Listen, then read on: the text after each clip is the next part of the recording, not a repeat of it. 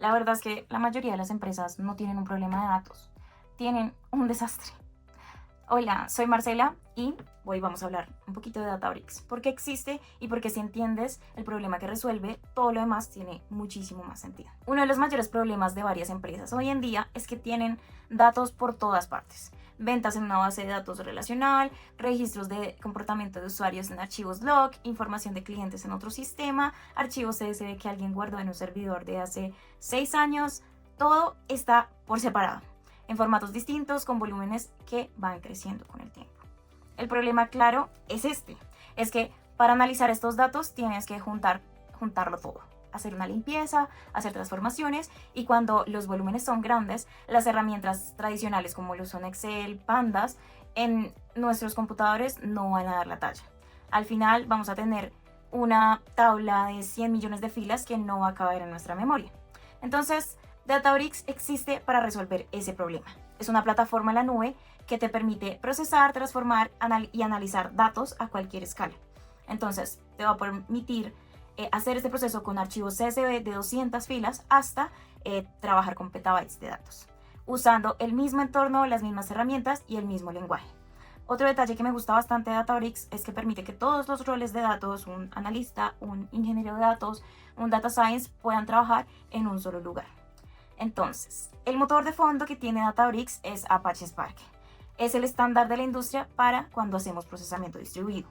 Pero Databricks no solamente es Spark, agrega por encima de todo un ecosistema, un formato de tabla transaccional que es llamado Delta Lake, herramientas de SQL analítico, orquestación de pipelines y más recientemente una inteligencia artificial integrada que nos permite casi que de la mano hacer preguntas con lenguaje natural y poder tener respuestas de los datos en minutos.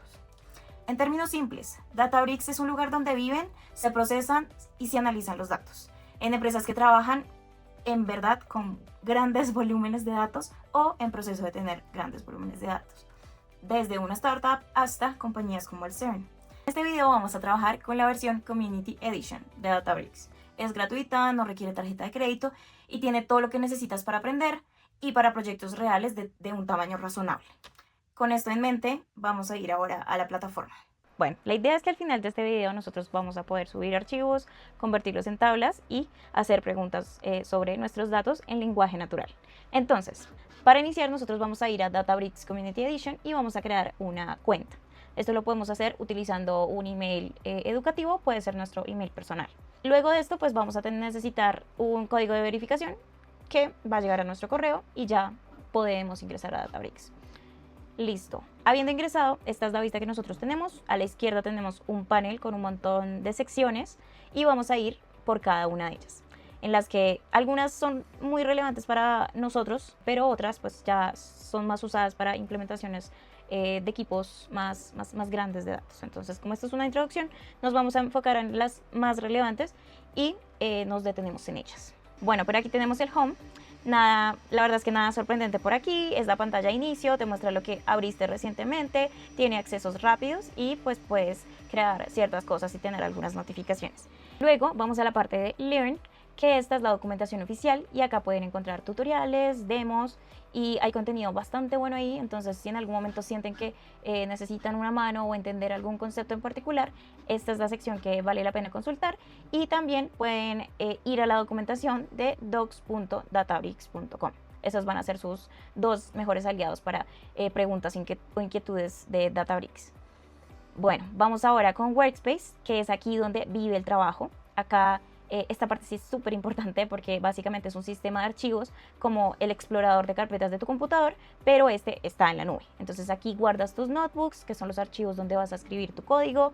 Un notebook en Databricks es muy parecido a un Jupyter Notebook, entonces si lo han usado, más o menos entienden cómo es la dinámica. Está dividido en celdas, en cada celda escribes código y lo puedes ejecutar y el resultado va a aparecer justo debajito de la celda.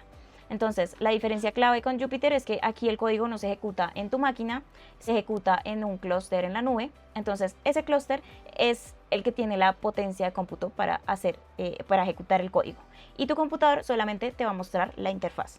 Entonces, otra cosa que me parece muy práctica es que en el mismo notebook tú puedes crear o tú puedes mezclar entre Python y SQL, dependiendo de de si tienes algún lenguaje que prefieras más que otro, o puedes empezar con una celda de SQL y las demás pueden ser Python. Usualmente Python está por defecto, aunque a veces te ayuda detectando solo el lenguaje. El mismo notebook te ayuda a detectar el lenguaje, pero si no, pues simplemente tienes que mencionarle que estás utilizando SQL. Entonces es súper útil cuando tienes una parte del análisis donde es más cómodo para ti escribir una query directamente. Tener en cuenta que y esto pasa muchísimo, y es que cuando estamos trabajando en los notebooks, a veces no nos damos cuenta que el clúster está apagado, que no está activado. Entonces, si eso pasa, pues nuestro código no se va a ejecutar y todo nos va a salir error. Entonces, a veces nos confundimos y pensamos, hey, creo que estoy haciendo mal el código, pero pues la verdad es que el clúster no está activado, entonces no puede correr el proceso.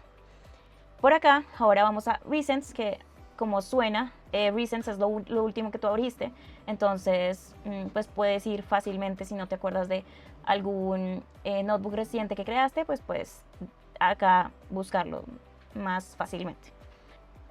Luego vamos a Catalog. Aquí se organizan todas las tablas que existen en el workspace. Entonces, las tablas se organizan en 3 niveles. Está el catálogo, el esquema y la tabla. Y básicamente nuestro catálogo es como si fuera una carpeta grande. Entonces, nos va a agrupar los esquemas y en los esquemas pues nosotros vamos a encontrar todas nuestras tablas. El esquema es básicamente como si fuera una base de datos. Luego, más adelante, cuando creemos tablas en la demo, estas van a aparecer en nuestro catálogo.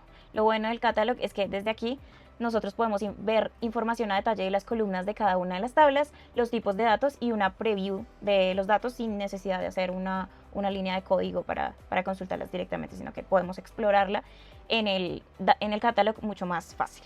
Ahora vamos al Jobs and Pipelines. Aquí este es particularmente para hacer automatizaciones, para orquestar, y un job básicamente pues dice ejecutar este notebook todos los días a las 6 de la mañana, pues puedes tener parámetros anidados. Hay 3 tipos que ven aquí, que es el Ingestion Pipeline para conectarse a fuentes externas, el ETL Pipeline para transformaciones y el Job para orquestar notebooks y queries. Para aprender Databricks, esto no es de lo más urgente, sí es, digamos que requiere un nivel intermedio avanzado, pero pues cuando empiecen a usar la plataforma en proyectos reales, Jobs se vuelve muy importante. Aquí es donde los pipelines y los datos viven y corren solos. Ahora vamos a Compute, que también es una de las partes súper importantes de Databricks, quizá una de las más importantes. En términos simples, es el computador que está en la nube que ejecuta tu código. Y digo computador porque puede ser un grupo de máquinas trabajando en paralelo, y de ahí viene el poder de Spark, de poder hacer trabajos en paralelo. Entonces, en Databricks hay un nodo que se llama Driver, que es el coordinador, el que recibe tu código y organiza el trabajo. Y opcionalmente hay nodos Worker, que procesan los datos en paralelo. En Community Edition no vas a tener que intervenir mucho en la Community Edition porque el clúster está configurado por defecto. Y solamente es importante que te asegures siempre de que esté activo cuando estés trabajando en un notebook y que esté activado como en verdecito. Hay que tener en cuenta que después de cierto tiempo el clúster se apaga, no sé, creo que es más o menos como 10 minutos, y luego de eso ya el clúster no hay que volverlo a prender solamente. Pero esto no quiere decir que se va a perder el trabajo que hiciste, solamente quiere decir que pues tienes que iniciar de nuevo el clúster, prenderlo y ejecutar de nuevo tu notebook desde el comienzo. Ahora vamos por Discover y Marketplace. Discover es una característica que está en versión beta para explorar datos y notebooks compartidos dentro de tu organización. Entonces no vamos a darle mucho detalle a porque es una implementación muy reciente. Marketplace es el ecosistema de Databricks, entonces acá tú puedes encontrar datasets públicos, conectores a herramientas externas, soluciones de terceros, y hay cosas bastante interesantes ahí que si quieren explorar fuentes de datos gratuitas, las pueden explorar por aquí. Y seguimos con la sección de SQL. Entonces, esta sección de SQL de este panel, Databricks tiene un set completo de herramientas para trabajo analítico con SQL sin necesidad de que se toque Python, y le da bastante relevancia a esta parte. Entonces, SQL Editor, que es lo primero que vemos aquí, es exactamente lo que parece, un editor para escribir y ejecutar queries SQL. Tiene autocompletado de tablas y columnas, historial de lo que ejecutaste y puedes guardar queries para reutilizarlas después. Una pequeña diferencia técnica es que el SQL Editor usa algo que se llama SQL Warehouse para ejecutar, que es diferente al clúster de compute. Un SQL Warehouse está optimizado específicamente para queries analíticas concurrentes. Entonces, en Community Edition hay uno que está también casi que similar al compute, está por defecto. Entonces, no, acá tampoco tenemos que configurar nada. En cuanto a las queries, en este espacio nosotros podemos guardar consultas SQL con nombre para luego reutilizarlas y es como un portapapeles inteligente. En los dashboards, esta parte es muy buena de Databricks también porque es que acá tú puedes construir también visualizaciones, gráficos de barras, de líneas, de tablas, mapas y acá lo puedes hacer directamente sobre los resultados de tus queries, sin Power BI, sin Tableau, sin exportar nada. Básicamente Databricks nos da la flexibilidad de nosotros poder hacer un proyecto end-to-end y de tener todo el proceso de ETL de extracción, transformación y carga en un solo lugar y casi que sin depender de una herramienta externa. De hecho, el ejercicio que vamos a hacer, vamos a ver cómo con la ayuda de Genie podemos generar un dashboard con nuestros datos. Y ahora, hablando de Genie, Genie es la herramienta corona o la herramienta que para mí más me ha llamado la atención de Databricks últimamente, y es que Genie es un asistente de inteligencia artificial que te permite hacer preguntas en lenguaje natural y Genie te escribe código y puede ejecutar las consultas por ti. Entonces, técnicamente Genie usa un modelo de lenguaje que está contextualizado con el esquema de tus tablas. Entonces es mucho más potente que utilizar modelos LLMs como Cloud o ChatGPT.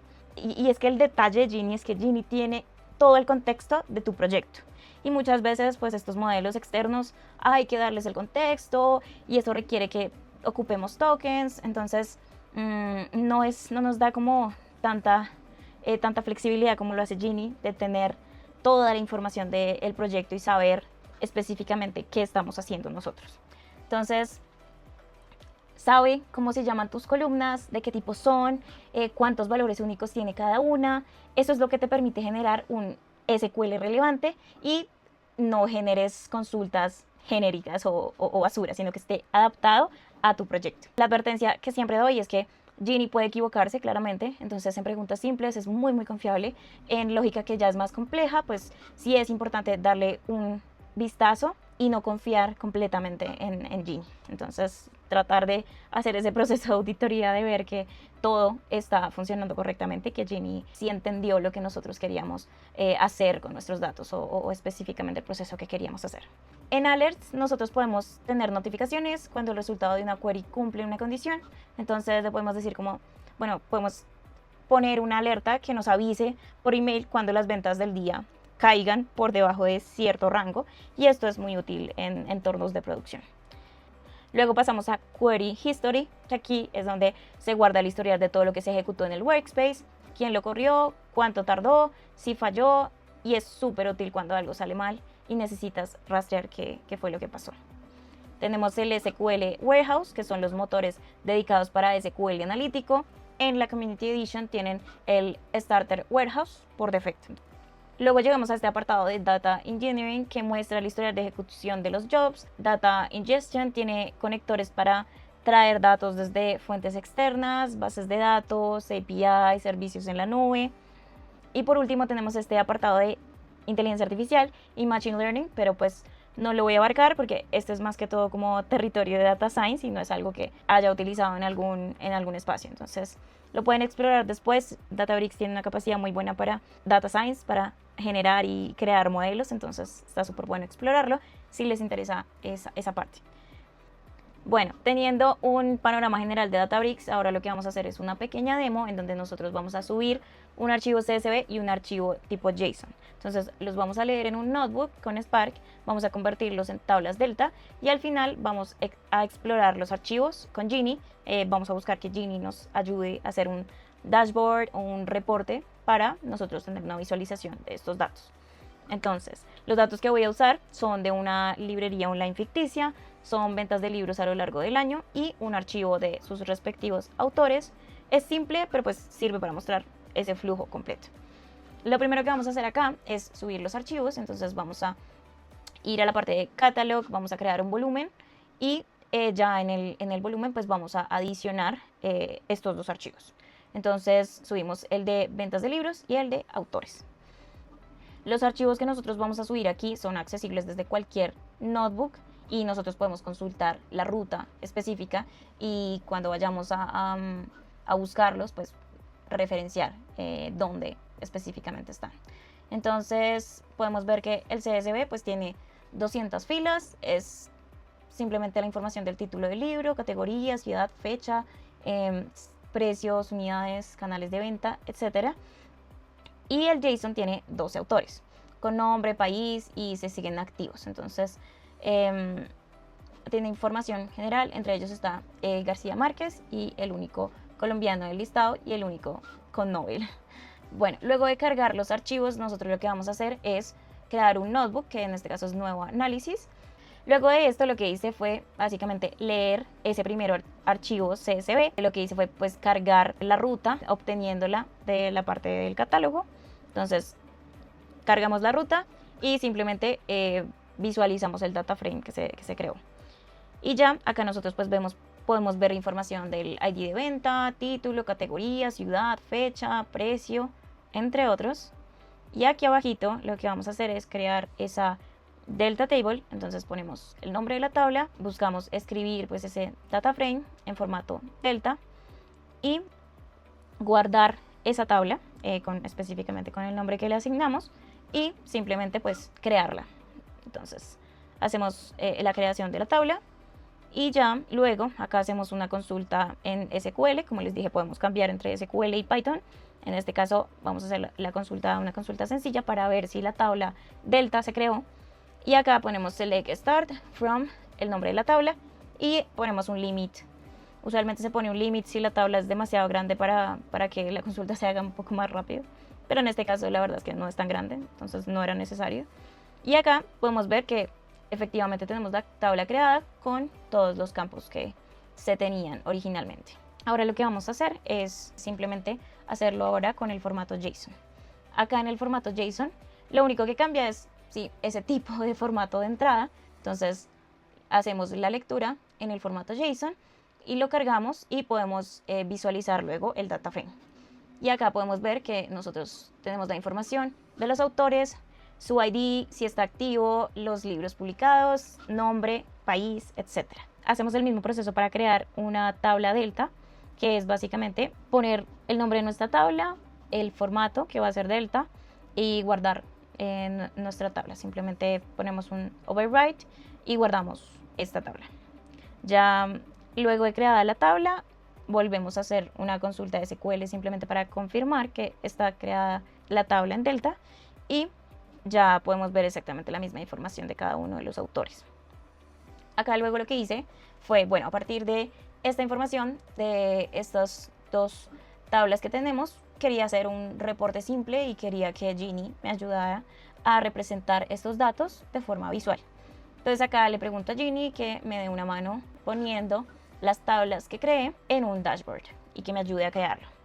Y aquí pues ya podemos ver que se tarda un poquito, pero efectivamente Gini me ayuda en todo el proceso para poder tener información detallada del total de ingresos, del total de unidades vendidas y todo lo que podría ser un insight valioso en cuanto a estos datos.